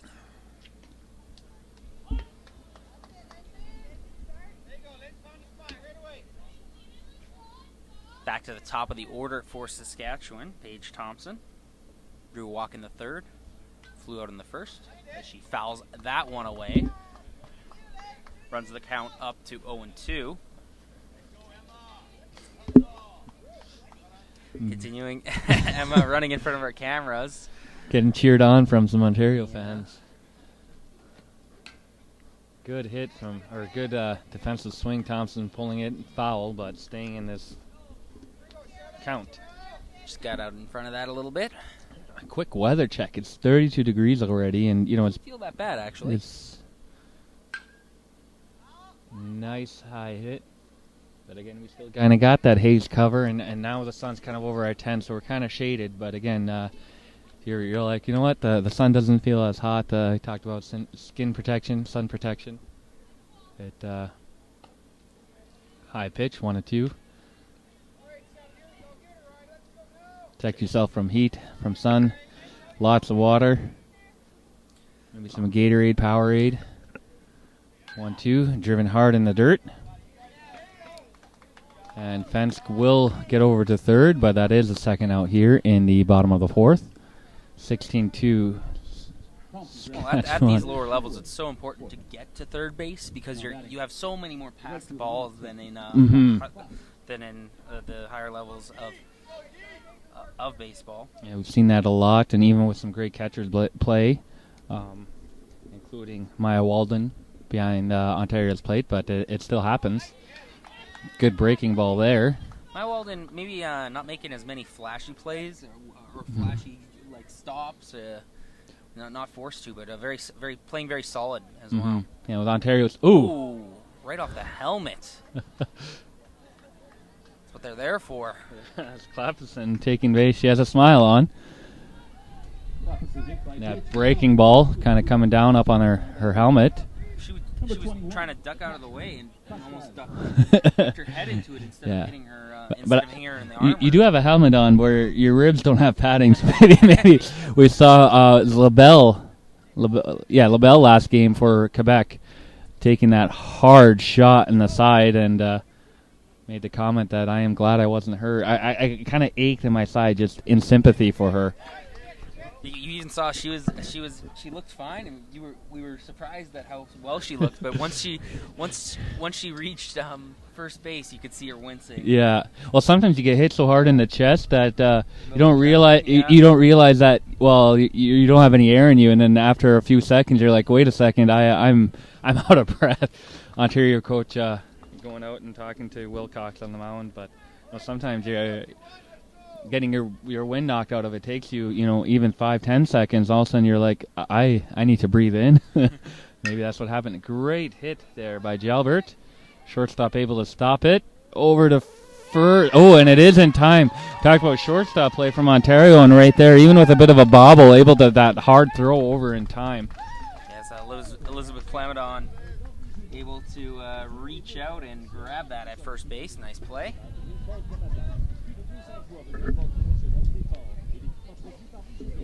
As we go into the top of the fifth inning, we will be back after a short commercial break.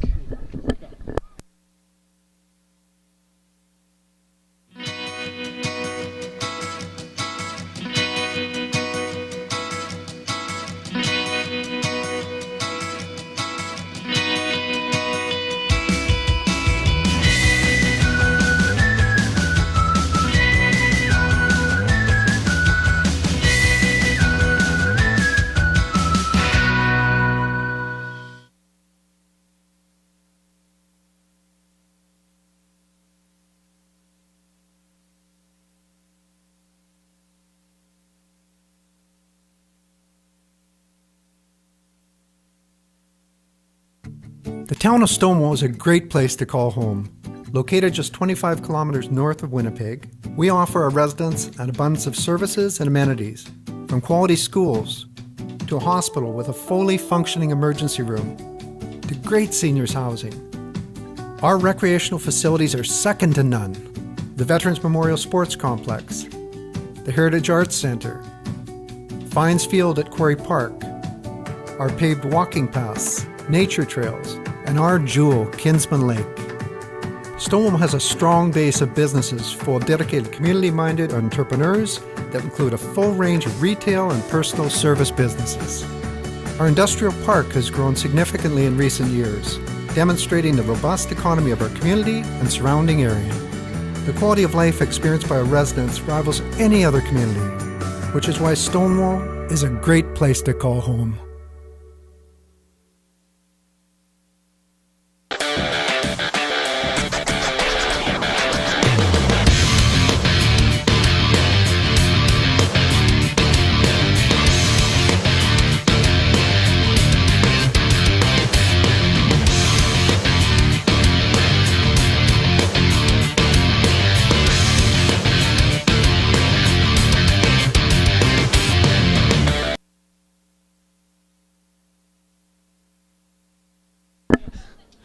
We have a pitching change here. Jocelyn Cannon will be pitching for Saskatchewan. Appropriate name for a pitcher. That's a good pitching last name. You have to, you're going to have a hard fastball. Otherwise, people are going to, you're going to get a lot of comments. We'll see here, kind of seeing her breaking ball there. So Jocelyn is, let's see, I'm on the wrong paper. Kindersley, Saskatchewan. She's 17. Glenn know where Kindersley is. He does. A resident Saskatchewanite. Saskatchewan expert. If we ever have an interview with him, we should put Saskatchewan expert underneath. Tara Taylor first up to bat. Pops that one straight up. Way high. Oh, what a play. Hustle. Tracking that down. Again, the sun is straight up in the sky. And, our high noons are at a little bit different times as far north. We're not in the American West. So the sun is about straight up, and it's about 1:30 here. So looking straight up to find that ball it's impressive. Yeah, Jalbert getting out to it. Did a good job hustling over there. This brings up Chaco. Kind of bounced up and off Jalbert's glove and off the mask of that umpire. Number 19, Elizabeth Clamadon, getting encouragement, being ball girl. I don't know where Emma Carr's gone. She's kind of filling in ball girl, not dressed for the game in the dugout there, just jersey, but otherwise none of her equipment on. Elizabeth taking over for Emma there. Ball hits the dirt, bounces. I'll bring the count to 3-0.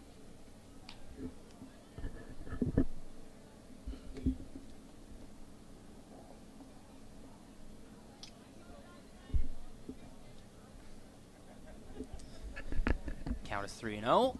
And that pitch low. Oh, wow. A little bit of a late call there. Just caught the bottom end of the strike zone. Saying you disagree with that, Cassidy. No, I'm not saying I disagree with Okay, that. just Hannah checking. Chaco disagreed. She was on her way to first. I was looking down and realized I hadn't refreshed comments, either Facebook or YouTube, with the interview with Wally last inning. There you go. Hannah Got Chaco it. now gets the walk. Got in my Baseball Canada recruitment pitch. Chaco draws a walk. They haven't said they're looking for a recruiter, but if they are, I hope they're listening to this. Of course, maybe they are, and they're thinking of approaching me now. They're like, no, we don't want that guy. So I know Glenn, he sometimes says that when I get talking on air. We have one out here, runner on first. And Chaco on base representing the run that would end this game. And we believe, even though it's the top of the fifth, if you get to the 15, it's no different than being up 15 bottom of the fourth, and it would end the game. Not 100% sure, so don't quote us on. Oh, you can quote Cassidy on that. Yeah. And Chaco does make it to second on that air ball. Well, just catching the dirt. Jalbert not quite able to control it. Spinning into the grass behind. Backstop's pretty far away here at Fines Fields. Count goes to 3-0. Jocelyn Cannon not showing the velocity that her name implies. Oh, more of a breaking ball Yeah. pitcher, it looks like, and I've seen a lot more pitchers relying on that breaking ball than kind of normal, as far as when you just think baseball in general on TV, either college or professional. See the Saskatchewan coach coming out to have a chat with Jocelyn. That's Chaco. Moves to third. We'll take this game break to shout out to our sponsors. Kahunaverse. Kahunaverse Sports, formerly Home Run Sports. Diversified sporting inventory.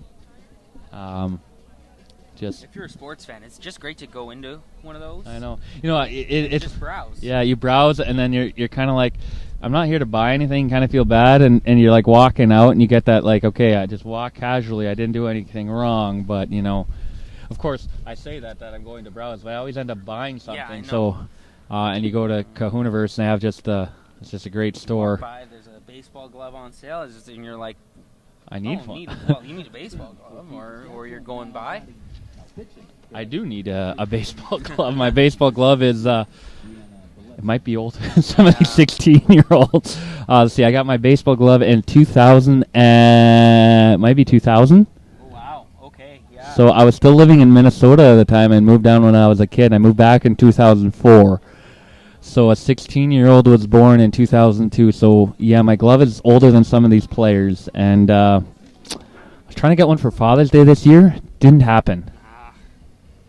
We have That's the problem with kids, right? Don't listen. Brianna Beletsky, the only left-hander on the roster for throwing, is over there on the mound now. Moving in from left field. Kind of a pitches. unique release. We kind of pointed out some of the unique releases. We've had some pretty sidearm. We've had some One really overhand. Just we talked about most overhand. You say overhand is kind of that 30, 45 degree, and I can't remember which pitcher. I believe it was Nova Scotia. Could have been Quebec. It was a Manitoba pitcher, I believe. Oh, okay. Here I thought it was blue. If I remember correctly. Here I was thinking it was a blue team, but no, you're right. I think it might be. But anyway, and kind of just pointing it out. There's nothing wrong with the unique, and sometimes your unique throwing style. Very pronounced arm wind up here from Brianna Volitsky. Kind of a wrist snaps will be interesting to see. It can help you with pitching. Just batters. It releases differently. It moves differently. Looks like her body's a little bit more in front of her arm compared to a traditional pitching release. But Brianna's their go with what works, I think, is the bottom line. Hey, you get the ball over home plate. You're doing better than me, so yeah, exactly. It works. Brianna's from Saskatchewan was what I was going to say. I bet there's a T-shirt that you can buy if you're from Saskatoon that says Saskatchewan. Yeah, or something like that. They should make one if not. Yeah. Saskatchewanite. But she's one of the two tallest of not only Team Saskatchewan, but I think in the tournament, I'll have to do a check because I know some of our teams don't have heights, but 2 6 feet talls, and she's one of the 2 6 feet tall. And 17 from Saskatoon. And we talked about left-handed throwers; they're so rare. Just in youth sport, again, we don't want to say U21. There's a lot of youth here though, and so if you are a left-handed writer, you're probably a left-handed thrower. We talked about yesterday Brett Cecil, former Blue Jay. Hit bounced on the ground. Spin and not quite in time. Sorry, but run does come in. Looks like they do continue playing here. We weren't sure. That's why I passed the buck to Cassidy, saying he's the wrong one. Not the first time, won't be the last time. Yeah, just go the shout again. Brett Cecil, former Blue Jay, right-handed and everything except for pitching, he's lefty. So, hey, maybe your left-handed throwing is almost as good as your righty. Well, that could be enough to move you up a couple spots in a baseball bullpen with just how short left-handed pitchers are, especially in sub-professional leagues.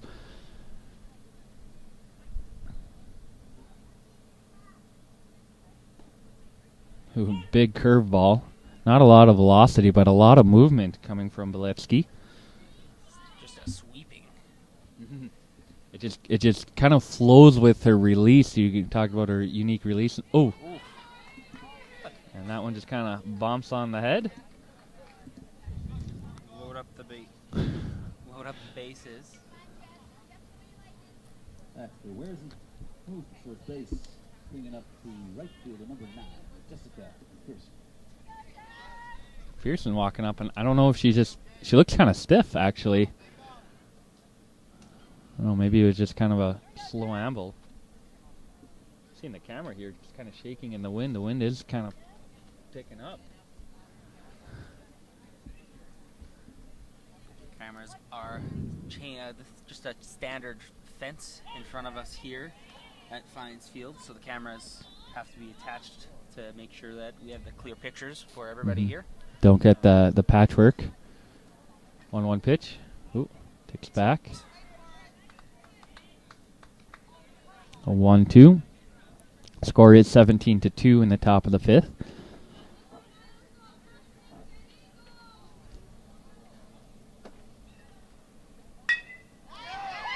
Hard hit.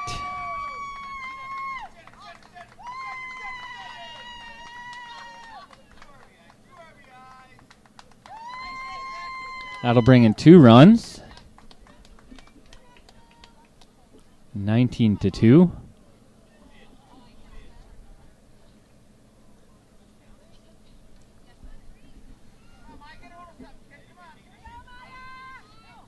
Maya Waldron at the plate.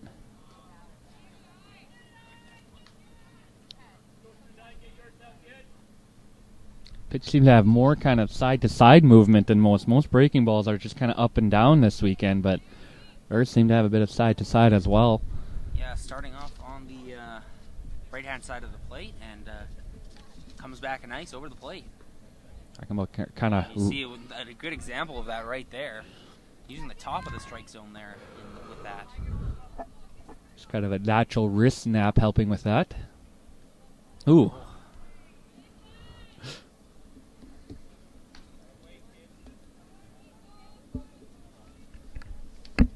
Hitter, you haven't seen that all week, and you got to readjust just how you're hitting. Yeah, they're a little bit slower, but they're moving different. That popped up. See shortstop running. And just in that dead zone. Yeah. Talked about it a lot. You're both sprinting, and you just can't get there. I think you're seeing that.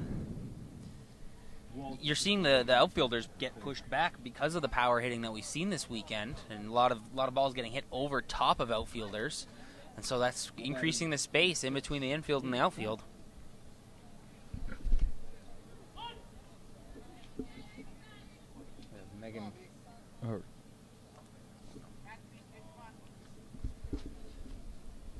Megan Crandall. Up. I talk about my dirty chicken scratch, and that was confused me. Ooh. And that bounces foul. Yeah, just chops onto the grass. Brianna Valitsky says, I'll just go get that one myself. Yeah. 15 hits for Ontario today. Able to turn that into 20 runs right now, so it's 20-2. Blop there, third base. Whips it over to first. McKay off the bag to catch that, but making the tag. Heads up play by Jessie McKay, one of the two girls from BC, playing for Saskatchewan. That'll give it to 2 outs. And McCarr back in her Batgirl position. Not even wearing cleats. Strike one against March. March playing second base, grounded out twice, drew a walk, and has a base hit. Came around to score once in the fourth when Ontario flipped the order there. Put up quite a few runs in that inning, and trying to do that today. Right now, if she can get on base, that order will flip. That's up. Let's see. Just what placement? Like, what do? You have so much foul field to cover, and that'll be another run for Ontario.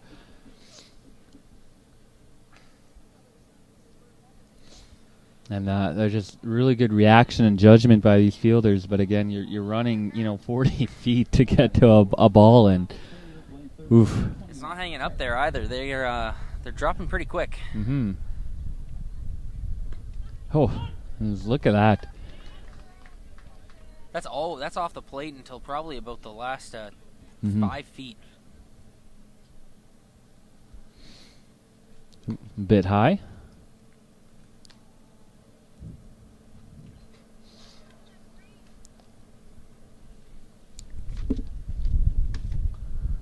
Ooh. And Ontario, they won't. And we've talked about you don't let your foot off the gas, trying to letting up. But you have almost 20 runs. Mercy. 21. I mean, we've seen crazy innings with 10 runs, but Saskatchewan isn't planning on that, and Ontario is not planning on letting them get that, so they're not going to run up the score anymore. Blopped out. Jesse not having enough time to make it there.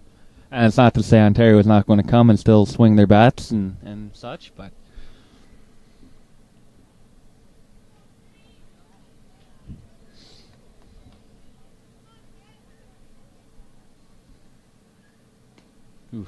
just pulling in on that. That'll fill a count. And the game, for the longest time, it was a little bit big, but Saskatchewan was doing decently in from inning to inning individually, but yeah, this last inning is just or last 2 innings, I guess, has kind of just dropped it on them, and snowballed a bit here for them. To bat number 42, Chuck. They're Ontario's finding there's a lot of green out there for Ontario batters, and they're just hitting them into the open spaces. Now up to 22 runs.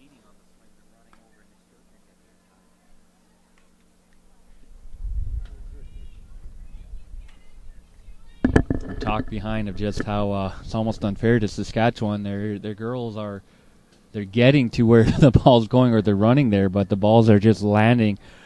You know, you can't get there. Even in the majors, the players can't get there, and you just kind of gotta let the ball bounce to you off the one hop. And every single hit seems to be doing that to them, and almost shrug your shoulders. And we've talked about big rallies we've covered, and that's kind of how the rally starts. Is the players just they keep popping them where players aren't and can't get to in time, and you just kind of got to almost shrug your shoulders, like, what do you want us to do?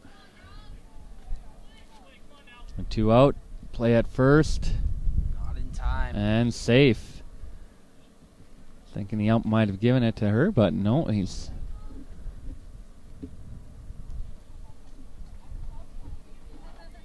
Score is now 23-2.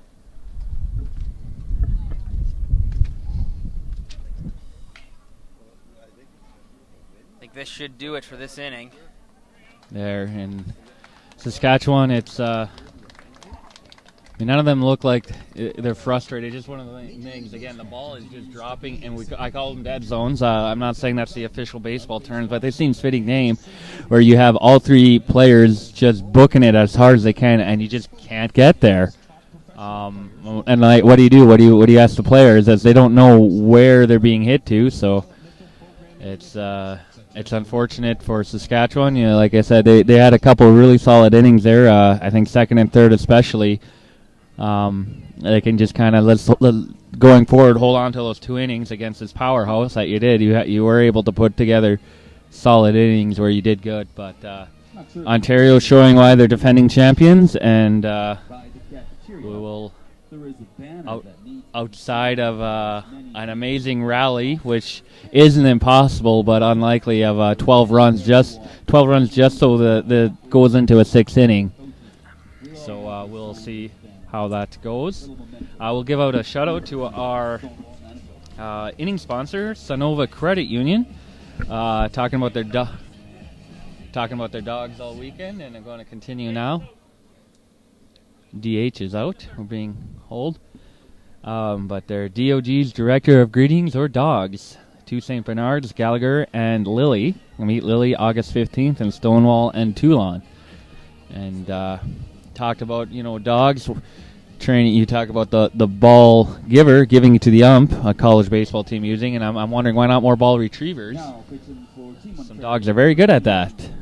I was fostering a dog, my sister actually, down in the cities. In Minnesota, that's what you call St. Paul, Minneapolis area. She's in one of the suburbs. Actually moving to Iowa now anyway. She adopted a dog, but had a golden retriever that we would look at her and say, well, at least you're golden. She didn't retrieve balls, but a lot of dogs like retrieving balls. I think they would do good at the job. So some rearranging here for Ontario as we enter what is it which will more likely than not be the final inning. You have. And we're not throwing the towel in for Saskatchewan, but 15 runs is a bit of a tall order. Pascal Jalbert will move from catching to pitching. Wrong team.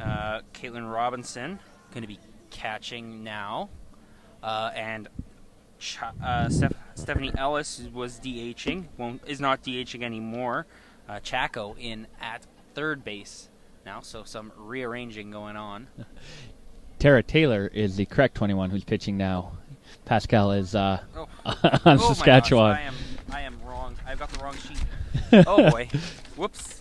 I think the rest you were right. Waldron is behind the... Yeah, I have the wrong sheet up. Sorry about that. It's okay. We'll only hold it against you whenever it's convenient. Yeah. Ooh, swing and a slight tip, but Jesse McKay, first baseman, power hitter. talked about playing a little bit further back this tournament, this game is Ontario, and she's one of the reasons why. This time she hits it to third and kind of weird bounce. Hard throw all the way, and I think she got off. Yeah, she's off the bag.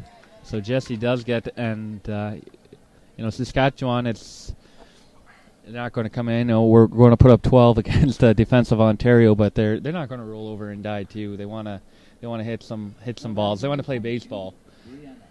That is ruled an error. Oh wow! Look at that, just crank. Say Ontario, you had such a long run at the bat there. We're going to make you run a bit. I'm not going to let you jog off without a. Now batting, Kylie Fred, number 5. It's all about just one batter at a time. Kylie Fredlin started the game pitching. She's taken Dylan Ball's place in hitting. We talked about how as a pitcher, if you get pulled pitching, you can still come back in as a hitter and fielder.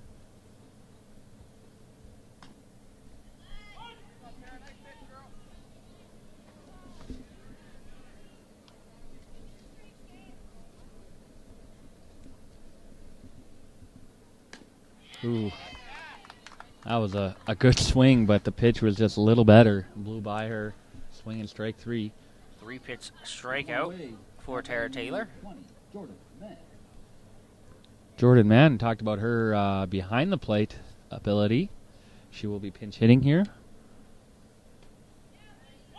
Spent some time pitching today.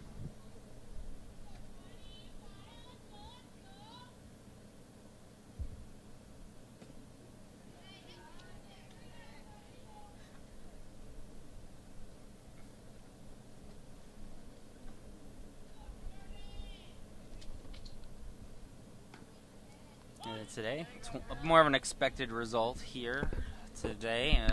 Maybe not the margin to which we saw, but Ontario definitely the favorite coming into this one, leading 23-2. That's popped up. Long run for everybody. Ooh. That'll drop in. Will Beletsky get to second in time? No, she won't. Unfortunately, she thought the fielder was going to get that, so she kind of went back. So 2 gone.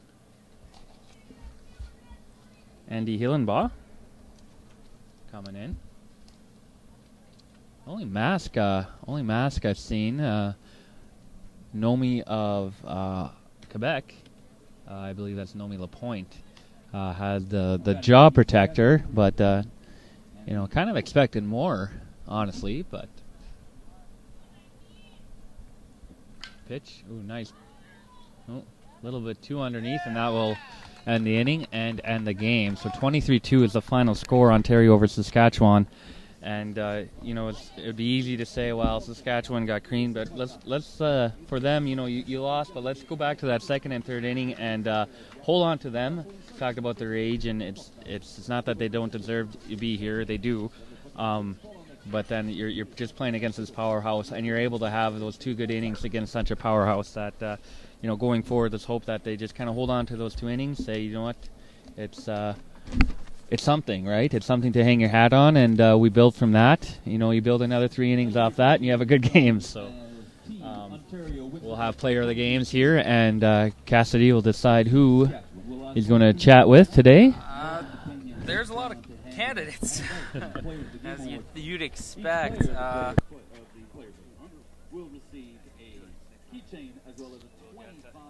We'll get player of the game. He doesn't have to make up his mind quite yet.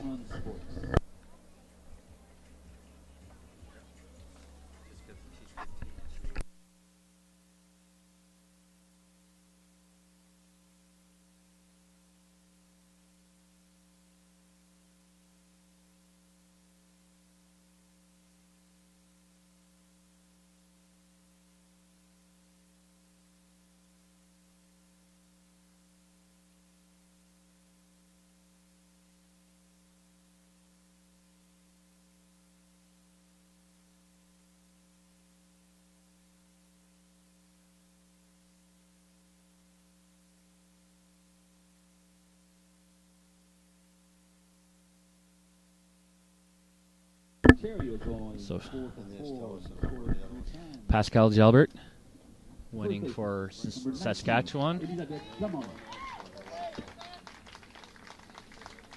And Elizabeth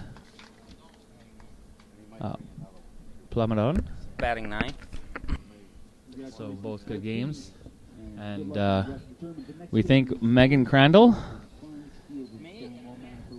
Maybe. Maybe See. we'll see. We'll see who she wants. We'll so see. maybe Elizabeth. Not 100% sure yet. Maybe bad girl Emma just Carr. running There's around just here. so many good choices. Yeah, so. there's too many good choices. Obviously, when you start? put up 23 runs, you're spoiled for choice. So we're gonna just maybe Find someone. find somebody. So stay tuned. Cassidy will run Yeah. down. I'll figure out what we're doing.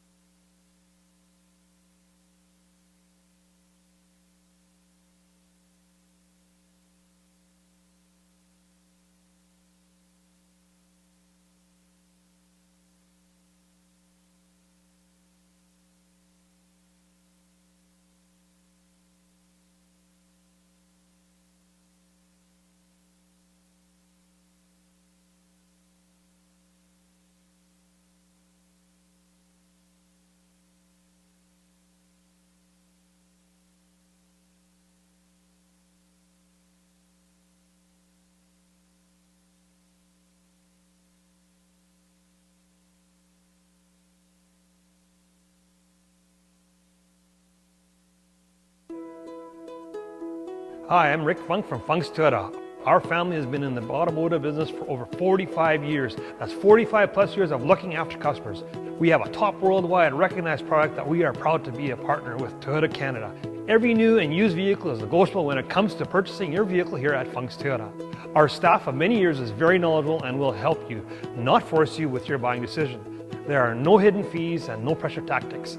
Not only that, we promise what we deliver and have one of the best used vehicle warranties in the business. Our staff love to serve and you will feel like family after your first visit. We are not perfect, but we love to please here at Funk's Toyota. For those of you that have experienced our Funk's Toyota family way, please share it with others and like us and share us on Facebook. We are proud to be a sponsor of the Manitoba Amateur Sports. Visit us online at www.funks.toyota.ca.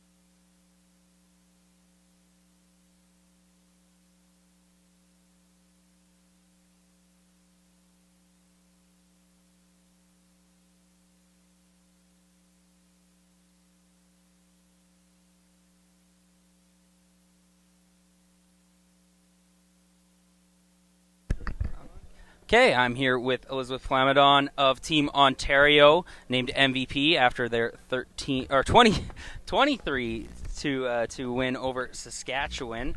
I guess a pretty big day at the plate for yourself. Can you maybe were you expecting such a big day? I mean, I just go up there with the same mentality that Raf's been telling me, and good things happen when you listen to your coaches, I guess. You're batting ninth in the lineup today. Do you approach your at-bats differently depending where you are in the lineup?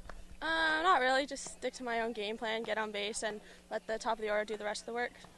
Okay, and obviously playing first base, seeing a lot of action coming to you today. How do you feel about your defensive game today? We played clean, which is always important, and for the most part, our throws were on point, so not a lot of work for me, but... So you guys continuing playing 2 games today. Did you guys, as the game went on and the result was no longer in doubt, did the message change to make sure you guys will be ready for the game tonight?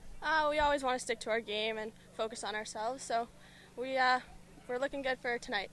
And so you have a pretty unique schedule here. The only team that will do 2 games on opening day and 2 games today.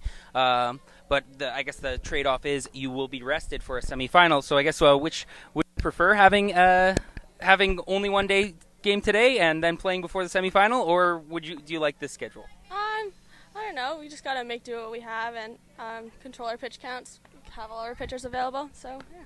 Okay, I guess. And is there anybody out there that you would like to give a shout out to before we go? Just my friends and family back home cheer me on, and my Ringette girls too. So. Okay, that was Elizabeth Flamadon, first baseman for Ontario. And we will be back this afternoon with another game here at Fines Fields in Stonewall. Gastida and Kochik for Kevin Larson signing off on the Manitoba Sports Network.